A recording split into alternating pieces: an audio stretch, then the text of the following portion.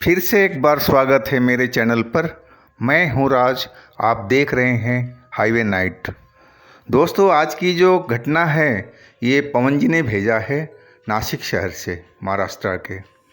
इस घटना को लगभग 17 साल के आसपास हो चुके हैं। तो चलते हैं इनकी कहानी में। लेकिन दोस्तों, आपने मेरे चैनल को सब्सक्राइब नहीं किया है तो प्लीज़ कर लीजिए जी, धन्यवाद आपका। वह शनिवार की रात थी।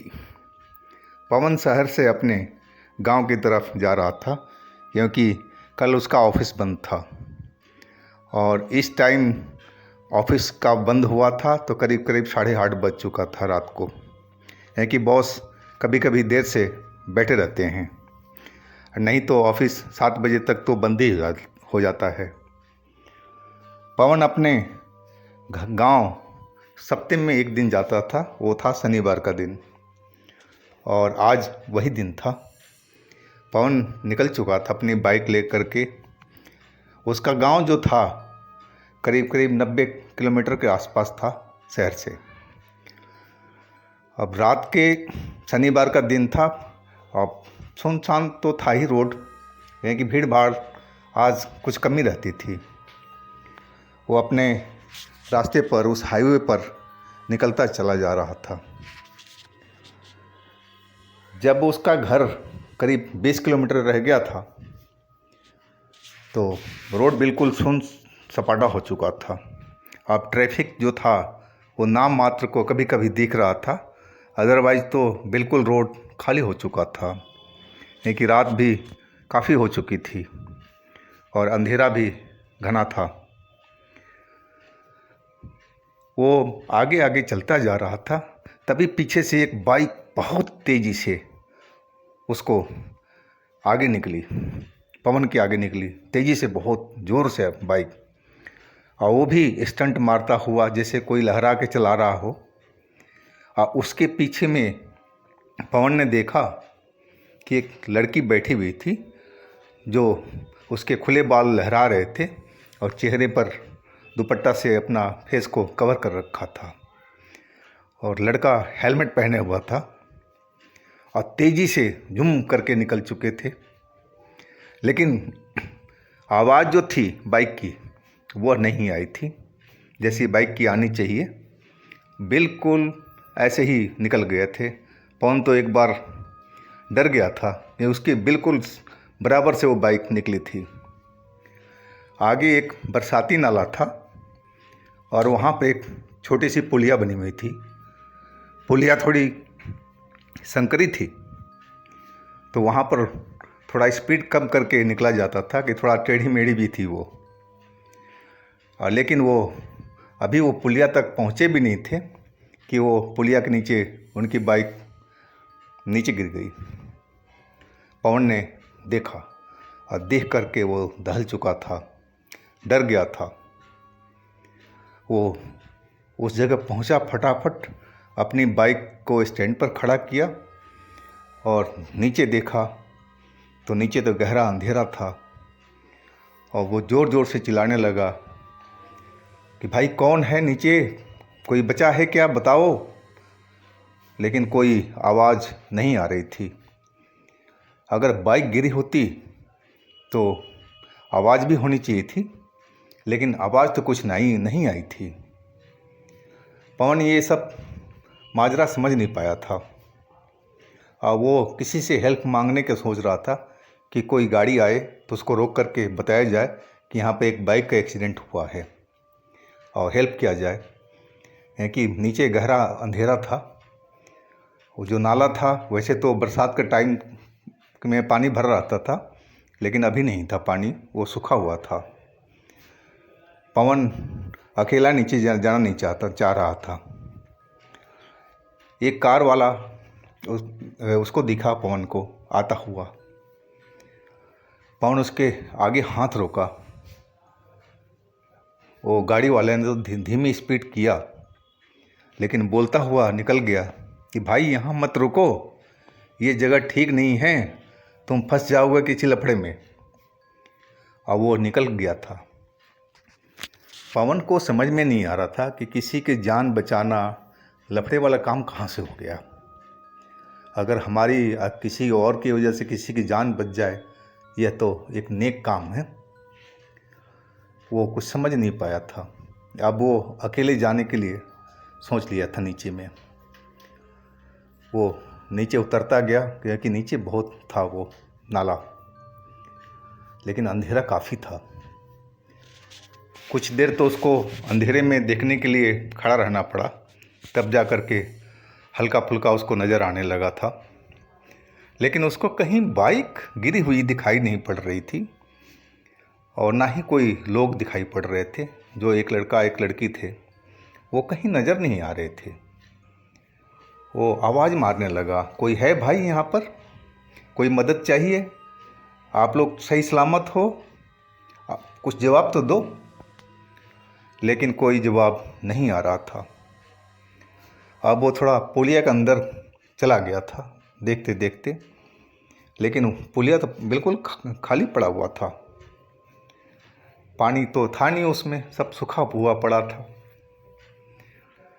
ऐसे कैसे हो सकता है? पवन सोचने लगा था कि मेरी आंखों के सामने ये लोग गिरे थे बाइक से, बाइक नीचे चली गई थी उनको लेकर के, और ये कैसे संभव है कि कोई नज़र ना आए? आखिर वो लोग कहाँ गए? तभी किसी एक लड़की की कराहने की आवाज़ आई, सुनाई पड़ी। पवन दोबारा बोला, हाँ जी, कहाँ पर हैं आप लोग? नज़र नहीं आ रहे हो? सही सलामत तो हो? ज़्यादा चोट तो नहीं लगी? लेकिन उस लड़की ने कोई जवाब नहीं दिया था, सिर्फ कराह रही थी।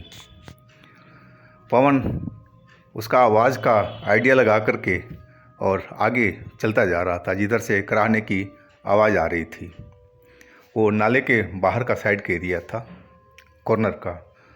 वहाँ देखा वो लड़की ज़मीन पर बैठी हुई थी, साफ नज़र आ रही थी और चेहरा उसका अभी भी दुपट्टे से ढका हुआ था, चेहरा कवर किए हुए थी और बाल खुले हुए थे। वो अपना पैर पकड़ करके करा रही थी। शायद उसके पैर में चोट लगा हुआ है ज़्यादा। वो जल्दी से उस लड़की के पास पहुंच गया, बोला, आप ठीक तो हैं ना?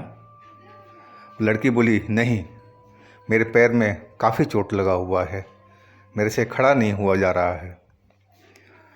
पवन बोला, आप मेरे हाथ पकड़िए और उठिए तो सही, एक बार देखिए तो सही, आप खड़ा हो सकती हैं कि नहीं। पवन ने हाथ उसको दे दिया। लड़की ने उसका हाथ पकड़ करके और उठने की कोशिश किया, लेकिन उठ नहीं पाई।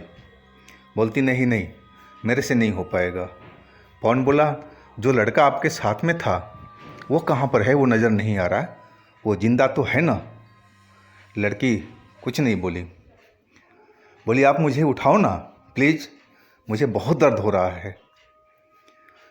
पवन बोला, आप कोशिश कीजिए। फिर वो अपना हाथ उस लड़की को पकड़ा दिया, दोनों हाथ। लेकिन लड़की अभी भी उठ नहीं पा रही थी, पता नहीं क्या चक्कर था। तभी वो लड़की बोली, आप मुझे गोद में उठा लो ना, मेरे से खड़ा नहीं हुआ जा रहा है, आप मेरे को गोद में उठाओ। पवन उसकी तरफ देखने लगा तो लड़की बोली, क्या कभी लड़की को देखा नहीं इतना नज़दीक से? पवन बोला, जी नहीं। लड़की बोली, क्या तुम्हारा शादी हुआ है? तो पवन बोला, नहीं नहीं, अभी शादी हमारा नहीं हुआ है जी, अभी तो हमारा छोटी बहन का शादी करना है, इसके बाद हम लोग सोचेंगे। वो ऐसी ही कुछ बात कर रही थी। पवन बोला, आपको एक बार कोशिश तो करो, देखो सही, खड़ा हो सकती हैं आप।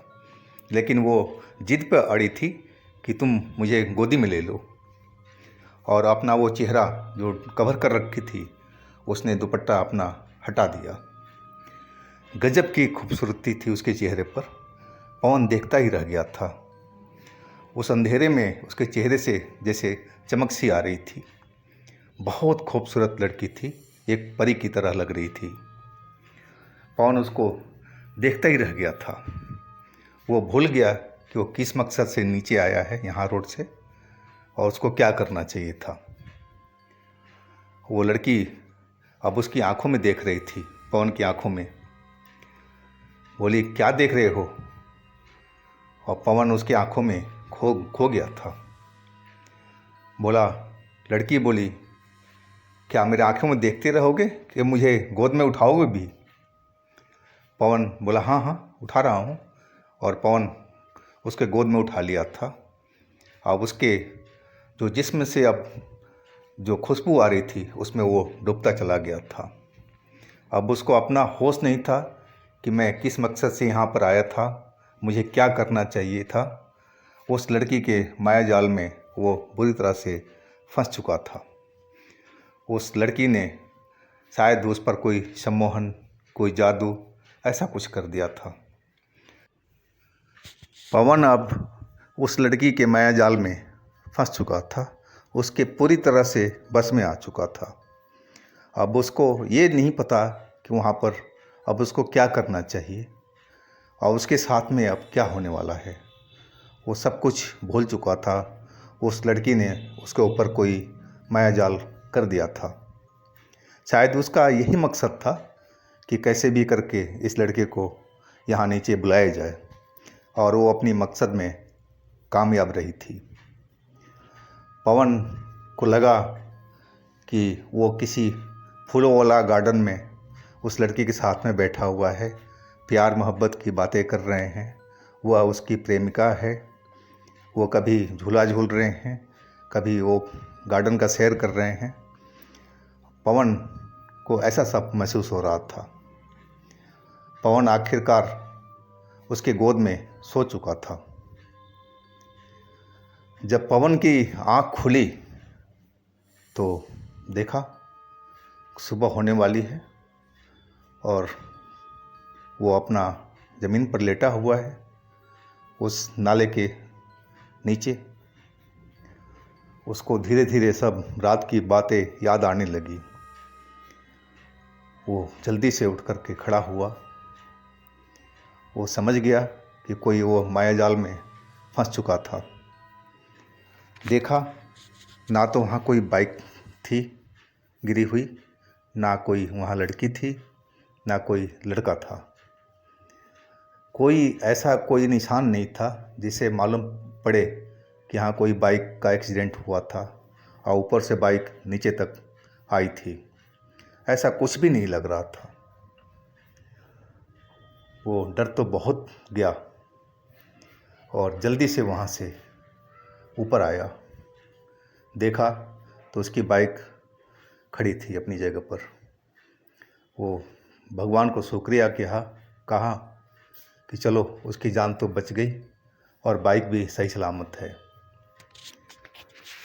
वो अपने घर की तरफ अब निकल चला था और चलते चलते सोच रहा था कि आखिर वह किसके चक्कर में आज फंसा था, कौन थी वो लड़की, क्या उसका मकसद क्या था और उसने उसके साथ में क्या किया है।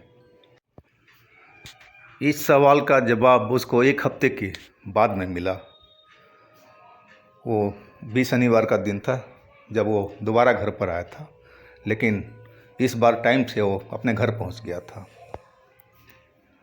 और एक लड़के ने उसको बताया था कि उस जगह पर जो नाला है वहाँ पर बहुत पहले एक एक्सीडेंट हुआ था बाइक का ही, और एक लड़का एक लड़की वहाँ पर मर गए थे। तब से वो लड़की है वो भटकती रहती है। लड़का तो कभी दिखा नहीं था, लेकिन वो लड़की ज़रूर भटकती है। और सुनने में ये भी आ रहा था कि वो सिर्फ कुंवारे लड़के के ऊपर में अटैक करती है और किसी के साथ में नहीं। तो दोस्तों, ये थी पवन जी की कहानी। अगर आपके पास भी कोई अपना अनुभव है, कोई घटना है, कोई स्टोरी है, तो आप हमें इंस्टाग्राम पर या मेरे व्हाट्सएप नंबर पर जो स्क्रीन पर चल रहा है उस पर शेयर कीजिएगा। हम आपकी कहानी को ज़रूर बनाएंगे। और हमारे चैनल को सब्सक्राइब कीजिएगा, लाइक कीजिएगा, शेयर कीजिएगा। और साथ में चल रहा दूसरा चैनल हमारा हाईवे 33 पर भी विजिट कीजिएगा। लिंक मैं नीचे दे रखा हूँ। फिर हम कल मिलते हैं एक नई कहानी के साथ में। आप लोग अपना बहुत बहुत ख्याल रखिएगा। नमस्कार।